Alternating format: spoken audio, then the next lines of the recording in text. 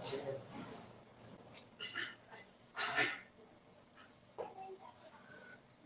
Kak Roslinda. Dokter Riki gimana dokter? Udah kayaknya udah di invite nih dokter. Belum bisa masuk ya dok? Sinyal kali ya dok?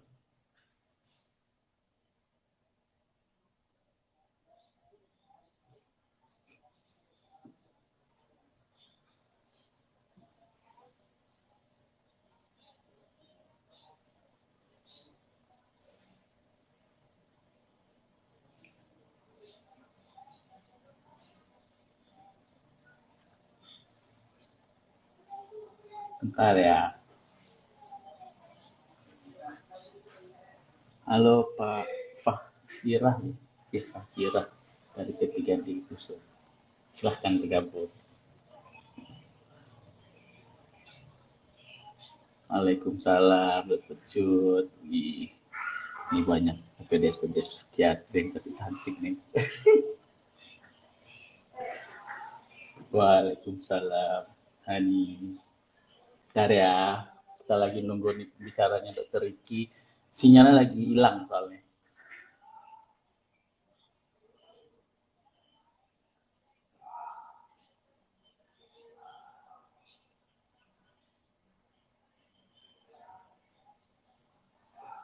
Sehat Bang itu pu gimana nih? Lama nggak jumpa nih ya Bang. Halo Topik. Nanti kita bakal bicara enak juga ini ya sama Dokter Taufik nih.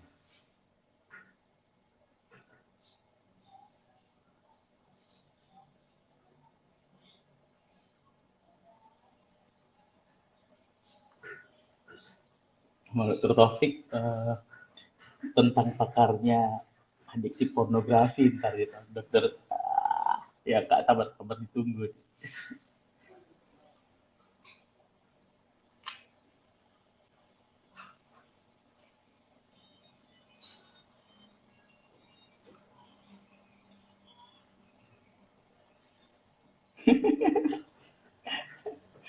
Assalamualaikum Dokter Kiking, Prof Kiking. Sorry Prof. Apa kabar Prof?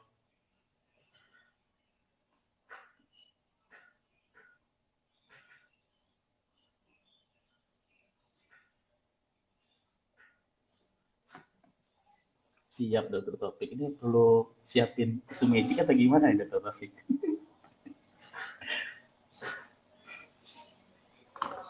Terima kasih Prof.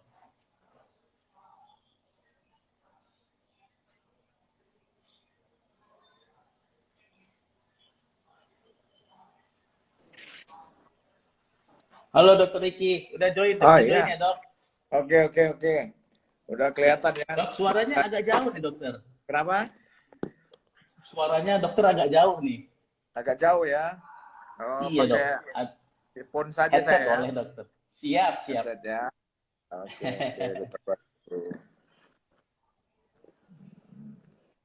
Maka sekalian nyapa-nyapa dulu ya di dok. Ada Prof Kiking, Dokter Taufik nih, dokter.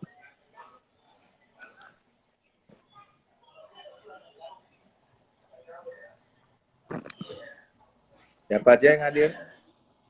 Wah rame nih dokter. Ada Prof Kiking juga hadir nih. Dari P3 di USU, Dokter Taufik, PPDS juga rame yang datang nih dok. Iya. Syukurlah peminatnya banyak. Iya, Nanti saya buka dulu dok. mulai dikenal tentang psikiatri ini. Assalamualaikum warahmatullahi wabarakatuh. Selamat pagi, siang, sore, malam, di mana aja. Kembali lagi bersama saya, Dr. Bayu Psikiater. Hari ini kita masih dalam suasana merayakan Hari Kesehatan Jiwa Sedunia yang diadakan oleh Departemen Psikiatri FKUSU yang berkolaborasi dengan Perhimpunan Dokter Spesialis Kedokteran Jiwa Cabang Sumatera Utara.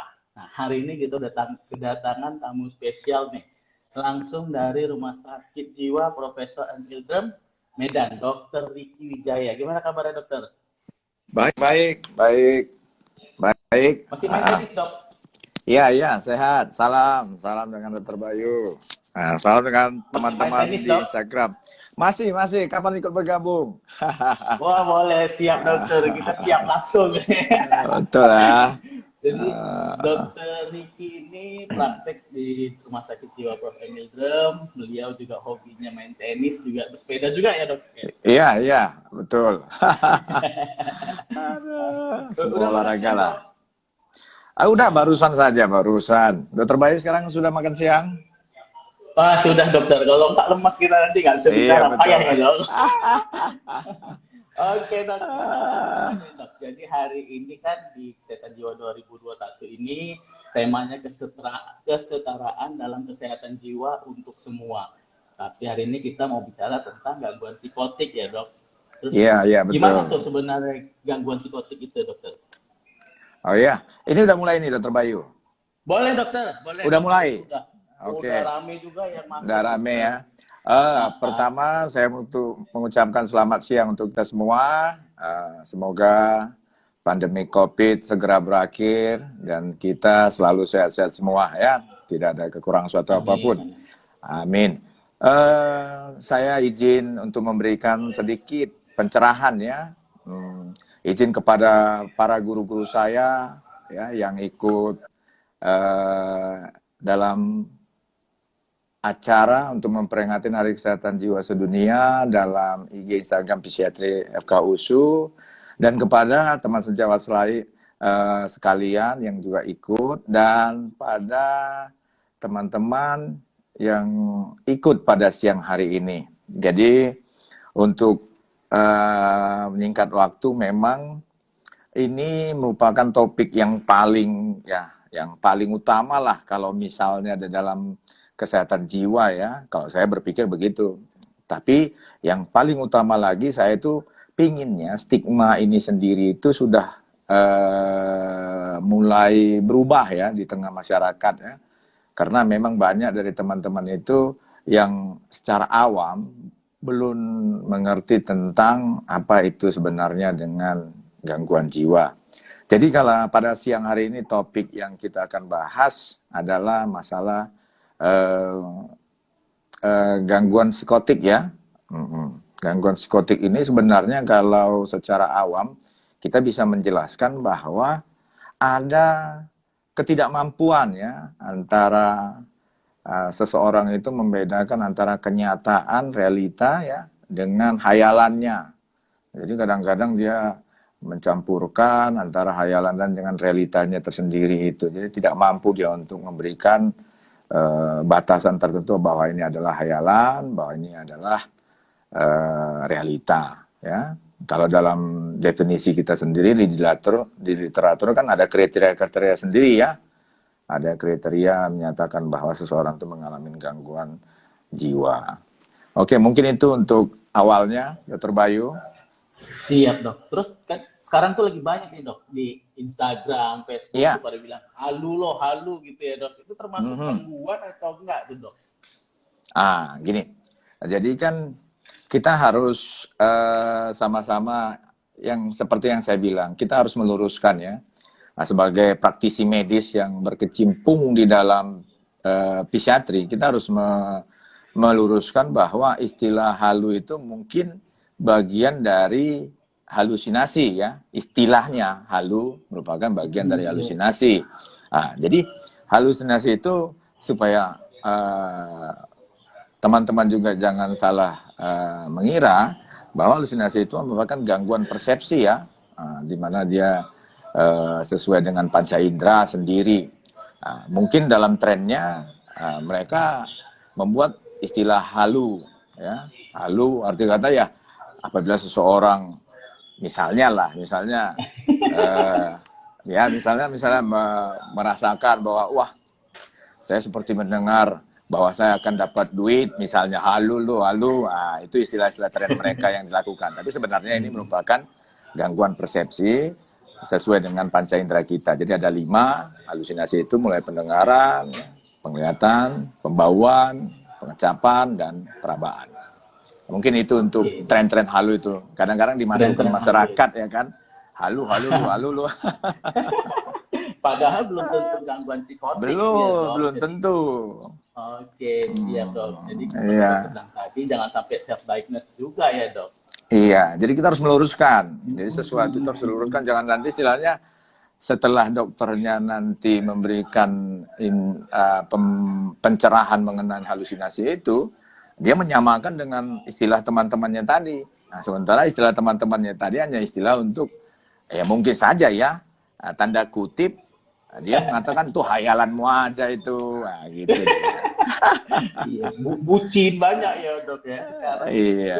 Terus, kira-kira kalau misalnya yang psikotik tadi itu penyebabnya itu gimana, Dok?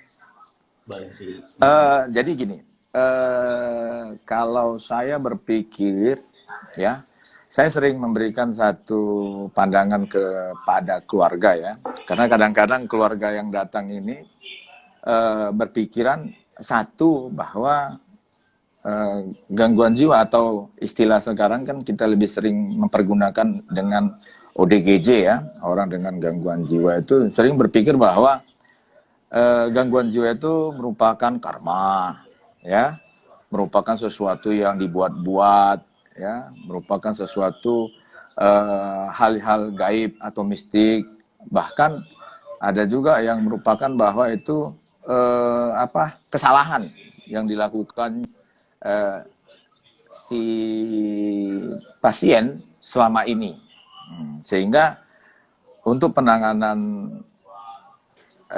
atau terapi lebih lanjut terhadap orang dengan gangguan jiwa ini atau gangguan psikotik pada topik siang hari ini itu jadi agak kabur akhirnya, sehingga penanganannya tidak tepat bahkan terlambat ya. Arti kata prognosis itu kan akan ya berbanding lurus dengan kecepatan dia mendapatkan terapi yang tepat dengan seorang ahlinya. Makanya tetap di dalam topik Instagram hari ini, ya, Instagram Live hari ini, Psikiatri FK USU, saya berharap kita bisa meluruskan stigma-stigma ini. Ya. Bahkan ada dari pasien saya, setelah kita terapi, malah mendengar dari cerita-cerita keluarganya, atau lingkungannya, atau temannya, dia mundur dari lanjutan terapi. Nah, tapi akhirnya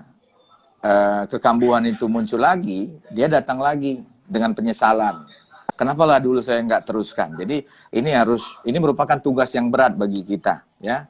Nah, jadi dengan adanya medsos begini, ya mungkin ini salah satu cara kita untuk memberikan transfer keilmuan kita kepada khalayak umum. Jadi kalau ditanyalah psikotik ini apa dan kenapa bisa terjadi psikotik ini, ya, gangguan psikotik ini. Jadi saya buat sebuah ilustrasi lah, ya, ilustrasi begini. Jadi di otak kita itu ada triliunan sel saraf, ya. Jadi di antara satu sel saraf dengan sel saraf yang lain itu memiliki celah. Ya kalau kita bilang sinaptik, ya, di dalam celah itu sendiri ada mengandung kimia otak, ya, kita bilang ya, satu zat kimia yang berfungsi untuk menghantarkan lah sesuatu stimulus. Jadi di dalam psikotik ini, ya, gangguan jiwa pada umumnya itu terjadi ketidakstabilan di dalam kimia otaknya tadi. Jadi kalau ilustrasinya itu saya ilustrasikan begini. Kita memiliki aki, ya, baterai mobil, ya, yang baterai basah bukan yang kering, ya. Itu kan ada batas atas, ada batas bawah. Nah, jadi apabila air akinya itu di antara batas bawah dan batas atas, dia itu dianggap baterainya itu normal, ya. Arti kata stabil. Nah, tapi kalau berlebihan, jangan kita kira ini lumayan kita lebihkan misalnya atau kita kurangin. Nah, ternyata baterainya tidak stabil atau mengalami kerusakan. Jadi di antara itulah yang harus kita jaga untuk menjaga kestabilan neurotransmitter atau kimia otak tadi secara ilustrasinya. Ya mungkin itu Dr. Bayu. Jadi tetap saya pada intinya pada siang hari ini ingin membuat stigma itu kita luruskan selama ini bahwa gangguan jiwa itu nyata, ya. Nah, psikotik itu nyata. Ini bukan lagi sesuatu yang dibuat-buat. Itu adalah Dibuat-buat ya yang dok, apa nyata. yang selama ini dibilang ya dokter. Betul, betul sekali. Jadi yang nyata, Iya. arti kata ada obatnya, ya. Nah, ada pasti perbaikannya, bahkan ada yang kita anggap sebagai recovery, ya. Recovery. Oke. Siap dok. Mungkin Terus itu. itu kalau yang seperti itu tadi kan dok, itu kan dari bawah dalam banget tadi nih dokter bahasnya nih. Apa itu? Pada Iya, nggak iya. ngerti, jangan-jangan Enggak, nggak ngerti nih dok. ngerti ya. Oh, Eh, mungkin Dokter Bayu bisa sederhanakan. ya betul. Nah, Iya, kan iya. kalau misalnya yang pemakai narkoba, itu contoh kayak ngelem itu kan banyak tuh dok yang tiba-tiba di simpang-simpang tuh tahu sendiri. Itu apa nggak termasuk gangguan psikotik atau gimana tuh dok? Ah, oke. Tetap ya, kita satu memakai yang namanya kriteria, ya. Kriteria untuk menegakkan diagnostik. Jadi sampai hari ini kita masih memakai yang namanya PPDGJ3 ya. Jadi kriteria itu sendiri salah satunya adalah penyalahgunaannya. Jadi gangguan mental dan perilaku akibat penggunaan zat. Bisa dia multiple ataupun tunggal ya. Dalam hal ini pemakaian yang tadi Dr. Bayu bilang, Lem. Jadi Nah, sebenarnya ini ada yang ya. nanya nih dok, izin dok. Ada yang nanya Iya, iya, ngelem itu boleh. apa? Mungkin dikasih tahu dulu nih dok. Jadi lem itu ya dok, yang isep-isep lem itu ya dok. Katanya Iya, iya. bikin supaya halusinasinya gitu ya dok. Iya. Lanjut dok. Jadi oke. Jadi sama seperti yang saya bilang. Jadi kan faktor penyebab gangguan jiwa itu atau penyebab ketidakstabilan neurotransmitter atau kimia di otak itu multifaktor. Nggak hanya bisa satu faktor saja, banyak faktor. Jadi kita nggak bisa menyalahkan seseorang karena ada stresor, masalah, ya kan? Jadi kita harus menilai juga kerentanan seseorang, ya kan itu kerentanan. Bahkan endogen seseorang, turunan. Beberapa literatur menyatakan bahwa orang tua yang memiliki anak gangguan jiwa itu memiliki sekitar 8%. Bahkan seorang yang kembar monozigot sekalipun mampu memberikan kerentanan seseorang terkena dengan pasangan kembar tadi itu sampai 48%. Nah, jadi salah Wah, satu turunan. faktor Oke. ya turunan. Jadi salah satu faktor juga yang menyebabkan ketidakstabilan neurotransmitter, ya salah satu penggunaan zat psikoaktif. Nah, diantaranya lem tadi. Ya, ini dia. Jadi kan zat psikoaktif menurut Undang-Undang Nomor 35 Tahun 2009 kan begitu banyak ya. Ada alkohol, ya, ada kanabinoid, ya, sedatif hipnotik, amfetamin. Nah, itu ya. Bahkan di situ ditertera juga ya walaupun bisa ditolerir ya, termasuk nikotin dan kafein ya. Oke. Siap. Mungkin itu. Ini Dokter teman-teman yang Bayu. mau tanya boleh langsung Boleh, di boleh. chat aja juga ya dok ya. Ini Boleh. ada pertanyaan dari Yale, dokter. Ya. Apakah pasien skizofrenia bisa hidup normal di masyarakat tanpa obat psikiater atau gimana dokter? Oke. Jadi gini, dalam penanganan orang dengan gangguan jiwa, khususnya skizofrenia, ini tadi pertanyaannya kan pasien skizofrenia, ya. Penanganannya ini sebenarnya dilakukan dengan dua, ya. Pertama kita lakukan dengan farmakoterapi, ya. Kemudian kita lakukan dengan psikoterapi, ya. Oke. Kenapa saya bilang farmakoterapi? Karena memang dalam hal ini kita mencoba untuk menstabilkan neurotransmitter yang ada di otak tadi. Ya, kita bisa menilai dari klinis ya, simptom gejala yang muncul pada seseorang tersebut. Ya, kan kita bisa menilai.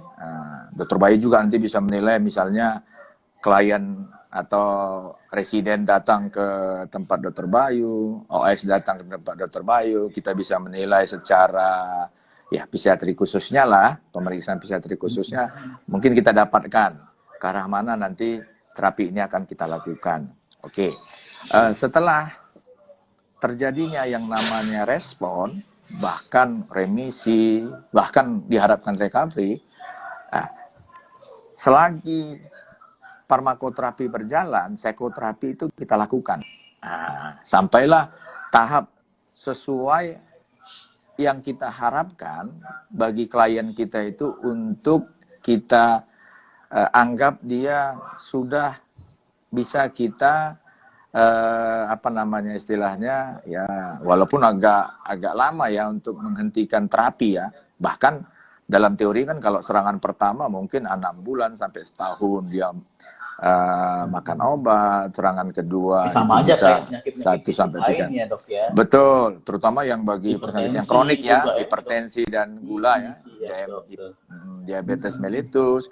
Nah, kalau dia serangan ketiga dan seterusnya, itu mungkin menggunakan obat sampai seumur hidup ya. Jadi akhirnya pengertian-pengertian inilah yang harus kita berikan. Jadi kalau ditanya bagaimana, apakah boleh, apakah bisa pasien skizofrenia ini hidup tanpa obat? Ya, penentunya tetap pada seorang ahlinya. Dalam hal ini psikiater, ya. Jadi ahlinya akan memutuskan dengan wawancara yang dilakukan kepada psikiater, klien tersebut, sehingga didapatkanlah keputusan yang tepat. Bukan arti kata nggak mampu. Ya itu tadi, karena kriteria-kriteria tadi itulah yang kita nilai untuk kita menghentikan pengobatan. Dan boleh tanpa obat. Oke. Mantap. Mungkin ya Dok Senturi nih, dokter. Ya Senturi, betul. Nah, terus Dok, kalau misalnya seperti ini Dok, kan kita bermimpi, terus menghayal nih Dok, ngelihat si IG artis, pengen ke New York juga, ke Bali ya kan, terus ngayal-ngayal itu termasuk ke psikotik juga, halusinasi atau gimana gitu Dok? Kan banyak tuh Dok sekarang gitu, gara-gara itu malah jadi cemas, stres nih Dok. Wah, orang ini udah pada bikin liburan, aku kok belum nih gitu. Jadi nanti ini nanti berhubungan dengan kemampuan seorang untuk mekanisme pertahanan egonya lah ya. Karena kan ya itu kan termasuk salah satu stresor ya, sumber masalah.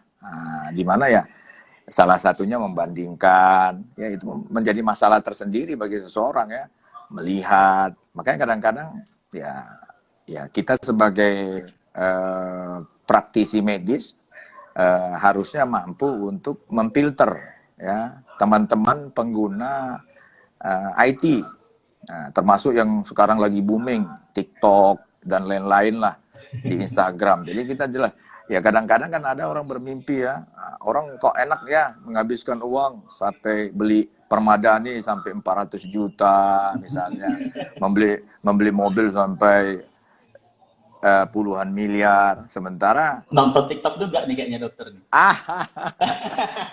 Sekali-sekali.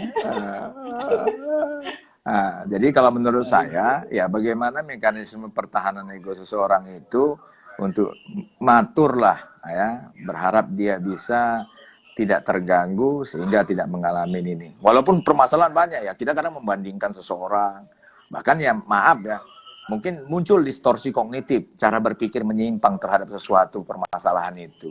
Ya mungkin aja, itu akan terjadi pada seseorang. Ya, dia mampu atau tidaknya. Ya, itulah tugas kita. Hati-hati kita harus mencerahkan. Karena bisa jadi kegangguan psikotik. Iya. betul. Kalau lama-lama ya, kalau lama-lama. Oh iya. Terus kalau dampak terburuk dari gangguan psikotik itu gimana sih, Dok? Ya, gini.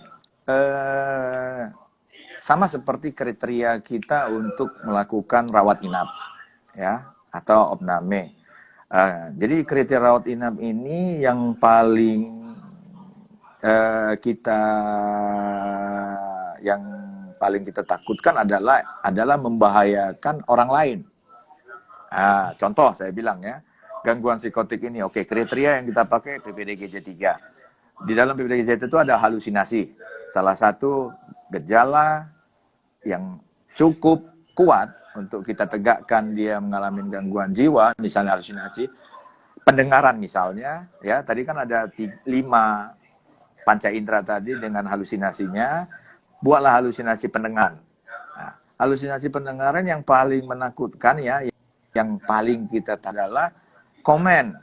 Misalnya halusinasi pendengaran yang perintah. Nah, bisa saja dia melakukan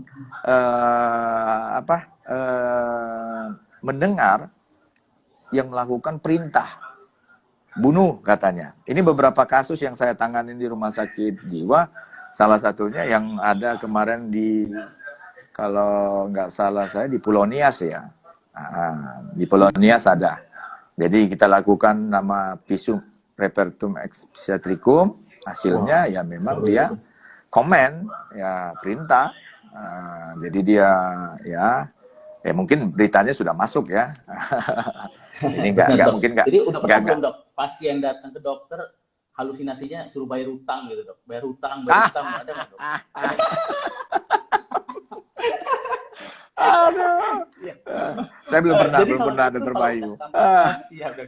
Kalau udah seperti itu bisa sembuh nggak tuh dok? Yang tadi itu semua tuh yang udah sampai paham ada halusinasi sampai ke skizofrenia gitu dok.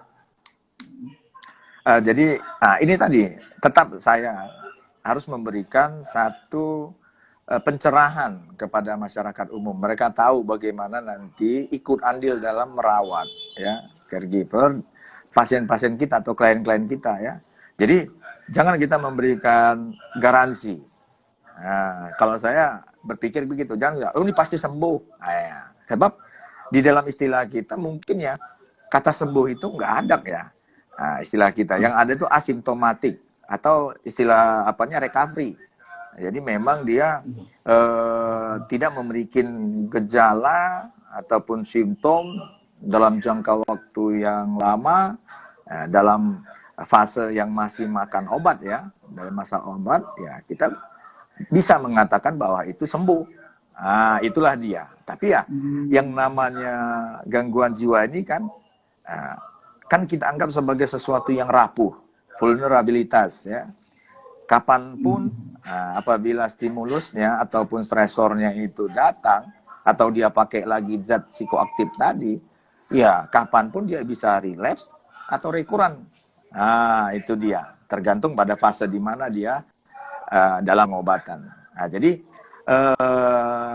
pandangan-pandangan beginilah yang kita harus berikan kepada klien kita, residen kita, pasien kita, OS, sehingga dia mampu untuk meyakinkan keluarganya bahwa dalam perawatan orang dengan gangguan jiwa atau dalam topik hari ini gangguan psikotik, kita bisa kolaborasi antara dokter, ya, keluarga dan lingkungan, serta klien kita sendiri. Jadi akhirnya tercapailah secara sinergis tujuan kita. Jadi kadang-kadang kita kan salah, ini pasti sembuh. Itu kan kadang-kadang membuat stigma yang buruk lagi. Wah, kami udah berkali-kali, berpuluh-puluh. Saya juga udah dokter shopping kemana-mana, nggak ada. Tapi gini malah, aja terus. Malah jadi tambah tuh dok, stigmanya dok. Malah jadi tambah. Apa itu? Stigmanya tuh bilang gini, obat psikiatri buat adiksi gitu, buat ketergantungan.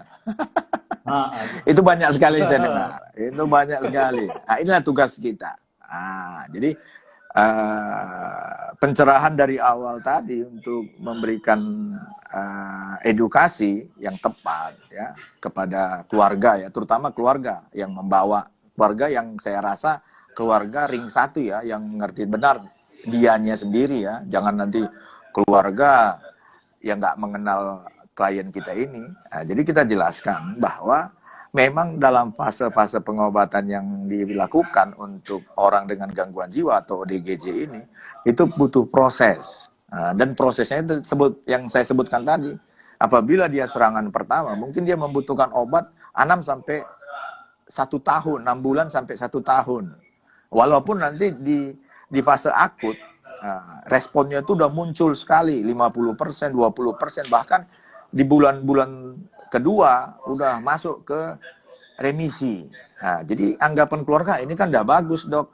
udah bisa mandi sendiri, udah nggak bicara-bicara sendiri, udah mau makan ini udah enak, udah ngobrol sama yang lain, udah nggak masuk, ya ngapain lagi kami datang? Ah, itu kadang-kadang yang menjadi problem utama kita untuk menjelaskan. Jadi awal dari pertemuan itulah yang merupakan kunci kita untuk membuat stigma ini akan berubah. Nah, artinya kata, saya berharap disinilah peran kita untuk meyakinkan bahwa penggunaan obat dengan ketentuan oleh ahlinya, atau dalam hal ini psikiater, itu akan memberikan satu perbaikan yang membuat prognosis, kemungkinan yang akan datang itu akan makin kecil, tidak lagi makin buruk. Dubia et bonam, arti kata salah satunya yang mempengaruhi prognosis itu adalah ketepatan obat, tidak terlambatan untuk dia datang makan obat. Nah, salah satunya itu ya. Dukungan dari keluarga pun termasuk sebenarnya. Banyaklah untuk salah satu faktor untuk prognosis tersebut. Ya.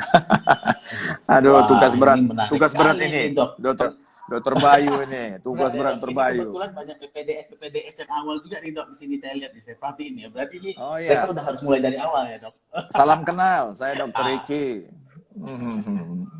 Siap dokter. Untuk buat teman-teman boleh yang mau bertanya langsung di kolom chat juga langsung boleh. Nanti kita langsung tanyakin ke Dokter Taufik, Dokter Ricky.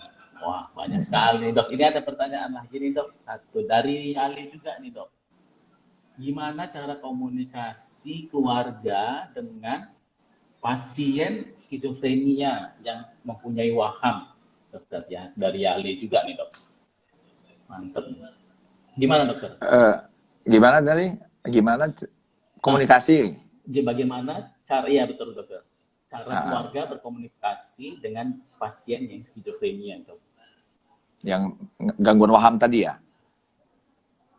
Benar dokter, yang ada waham. Cara bentuk komunikasi ke pasien sebenarnya. Bagaimana cara bentuk kan terdapat waham ya? Oke, Yale Century. Jadi begini. Benar dok.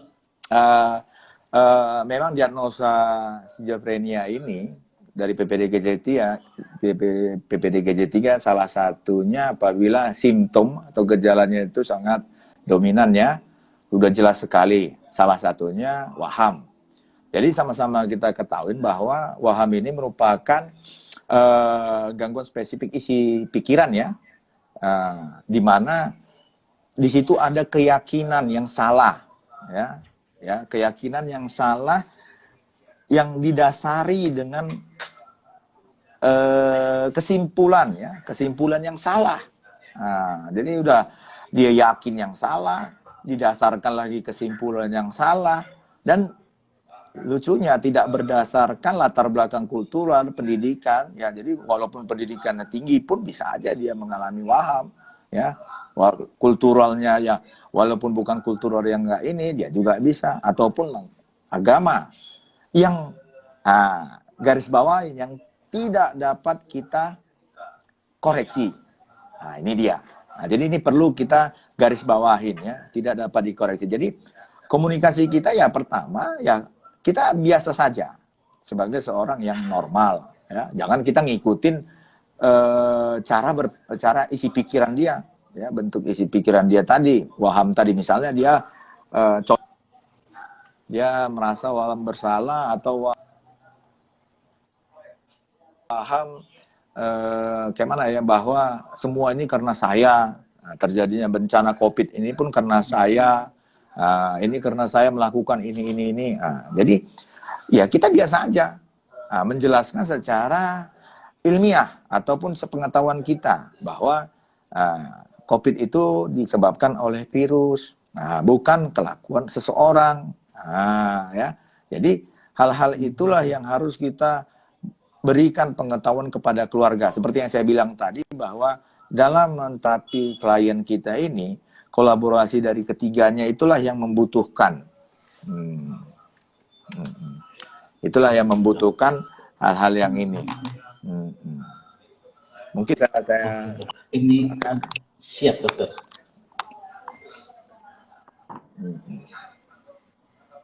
Oke dok. Ini ada lagi nih dokter. Ada lagi. Dari Ananda Kartika. Ya. Iya dokter. Wah, pada ini penasaran nih dok. Mungkin karena dokter nih. Ya, Dok, izin bertanya, jika ada seorang anak iya, kecil iya. melihat sesuatu atau merasa diganggu, itu merupakan halusinasi nggak, Dok? Apakah hal tersebut perlu dikonsulkan? Mungkin melihat hantu gitu kali ya, Dok, diganggu hantu gitu mungkin yang biasanya terdengar ya, Dok. Gimana, Dok? Ah, jadi gini, eh, inilah penjelasan kita tentang bagaimana menegakkan bahwa itu merupakan gangguan persepsi, dalam hal ini halusinasi ya. Jadi misalnya contoh, melihat sesuatu atau merasa diganggu itu merupakan halusinasi. Jadi pertanyaan kita yang paling awal adalah bahwa cuman dia saja yang melihat. Ini yang pertama. Cuman dia saja yang melihat ataupun yang merasakan itu. Apakah orang di sekitarnya tidak ada melihat atau rasakan, ataupun tidak ada sesuatu stimulus lain yang ada di situ. Ya mungkin aja melihat sesuatu memang ada. Misalnya bentuk-bentuk sesuatu ada di situ. Misalnya ada orang narok apa ya saya bilangnya, misalnya letakkan barang, Kain ya, dari Dok? jauh kelihatan sesuatu ataupun merasa diganggu, memang Ah. ada timbulnya angin. Jadi kalau Oke, dalam Dok. hal ini saya rasa perlu dikonsulkan ke dokter, psikiater terutama khususnya. Siap, Dok. Supaya lebih jelas ya, Dok, itu sebenarnya apa ya. Jangan-jangan memang ada Iya, kayak dokter bilang tadi ya kan. Golok dilihat seperti kayak jin gitu ya. iya. Nah, Oke, orang Dok. naruh golok di Ah, situ. Siap, dokter. Ini mungkin kita batasin ya, Dok. Dua pertanyaan lagi, dokter. Ini Boleh. kalau katanya kalau daerah terpencil tidak ada psikiater dan RSJ, pasien gangguan jiwa berobat kemana katanya nih, Dok? Ini daerah mana ini ya? Waduh, dokter.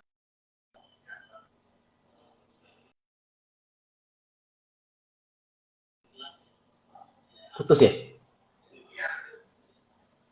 Kok putus aku? Aku putus nggak?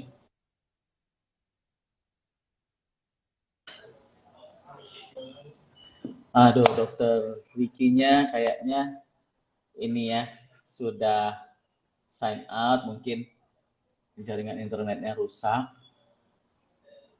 Terima kasih banyak yang udah hadir di sini dalam rangka memperingati Hari Kesehatan Jiwa Sedunia. Kami dari Departemen Psikiatri dan juga dari Perhimpunan Dokter Spesialis Kedokteran Jiwa Indonesia berterima kasih, sudah banyak yang join, sudah banyak yang bertanya. Luar biasa sekali hari ini ya. Jadi sama-sama mudah-mudahan kita bisa stop stigma, kita let's heal ya kan. Terima kasih banyak. Assalamualaikum warahmatullahi wabarakatuh.